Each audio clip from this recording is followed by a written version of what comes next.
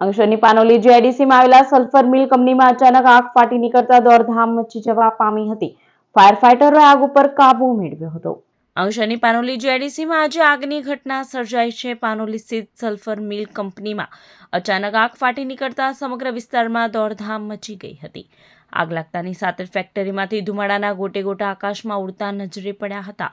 ઘટનાની જાણ થતાં જ ફાયર બ્રિગેડની ટીમો તાત્કાલિક ઘટના સ્થળે પહોંચી ગઈ હતી અને આગ ઉપર કાબુ મેળવવાની કામગીરી શરૂ કરી હતી.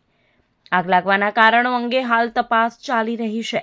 સદનસીબે અત્યાર સુધી જાનહાનિના કોઈ અહેવાલ નથી મળ્યા. જોકે મિલને નુકસાન થવાની શક્યતા વ્યક્ત કરવામાં આવી રહી છે.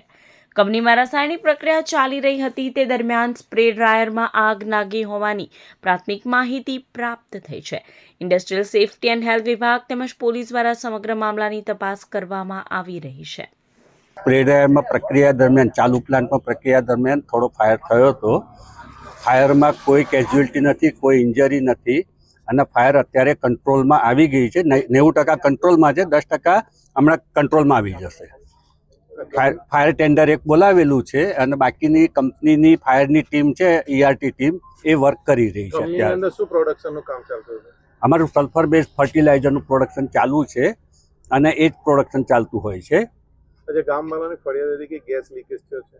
ના, ગેસ કોઈ નહીં. ફાયરના હિસાબે જે ગેસ લીક થયો હોય એ જ છે, બાકી કોઈ ગેસ છે જ નહીં મારા ત્યાં.